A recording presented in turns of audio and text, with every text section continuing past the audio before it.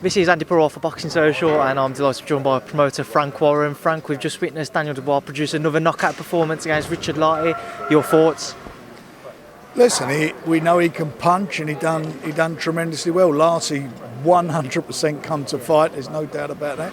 And he caught Daniel a couple of times. He took the shots, and for me, it was a tough fight, which I knew it would be for him. But it's a fight that he will learn from.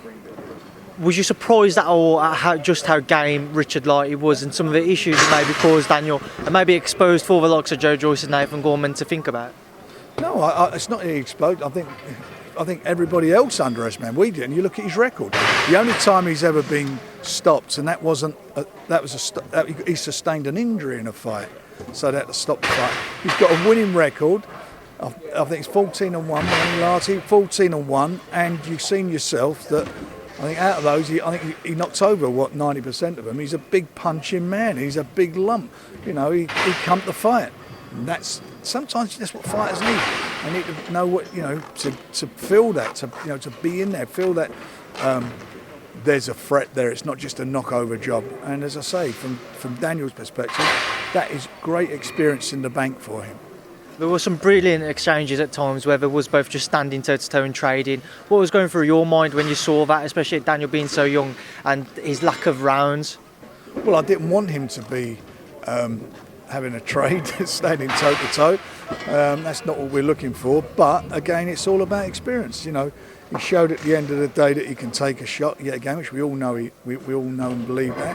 But I'll tell you what, if he catches you, it's lights out. You know, and he did not complain 1 inch once that fight was stopped. Excuse me, when the referee stopped it. And he was a bit rocky going back to the corner, and he sat on his stool for quite a while. So at the end of the day, you know, it's as I say, for Daniel, it's more experience, and it's a fight that I'm certainly going to learn from. At the end of the fight, Daniel was doing an interview ringside, and Joe went over. I couldn't hear what Joe was saying. What was their interaction there? I think he just asked. I think a question was asked about whether. I mean, I couldn't hear what was being said. I think he just basically asked what his performance was like, and he made a comment on it. I know you've spoken to Joe as well in the open broadcast. What did Joe say about Daniel's performance? I haven't had a chance to speak to him about it. I think he said to the viewers on BT that it was a good performance. Let's work through the rest of the card, and we'll start off with Sonny Edwards with another terrific display. How good did he look on his first fight back this year? He done very well, didn't he? He done extremely well. Won every round, and then at the end of the day, as they say, closed the fight with a good stoppage. So he's a great little fighter. He's going to go places. He's definitely going to win something big, no doubt about that. And Lerone Richards, I saw a very good reception for him over social media. How impressive was he tonight? I think he boxed extremely well. You know, boxing's the art of hitting and not being hit, and he's obviously a great exponent of that. He was.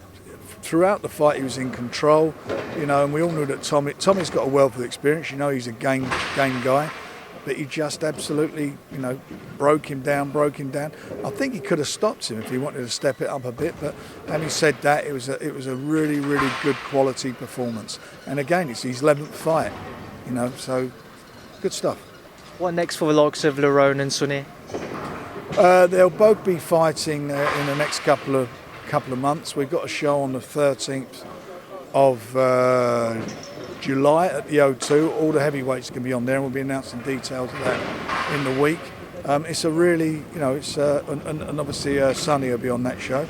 So as I say, we'll be announcing the details of those during next week, either on Wednesday or Thursday. And finally, the likes of Denzel Bentley, Hamza Shiraz, and others also on the card picking up victories for yourself tonight. How good are they? They're great prospects. You know, they're all learning their game, and they're all looking good, and they're just quality youngsters coming through, learning their trade. And I'm quite sure in a year's time we'll be looking at them on the verge of fighting for some decent titles. And Jack Catterall with another victory. I'm sure you'll be pushing the WBO to try and get that fight on with Maurice Hooker now. You know, he wants it badly. We want it badly, and the WBO, I believe, will order that in the autumn. So that's just a matter of time. You know, he did what he had to do tonight, and he actually looked very good doing what he had to do. I mean, normally that guy's quite a tough customer, and you know, that shot he caught him with, I think he broke his nose, but he was in a bit of a state with it. Well, Frank, I appreciate your time. I know you've got other people waiting to speak to you, so thanks for speaking to Boxing Social. It's a pleasure, young man. Look after yourself. Thank you.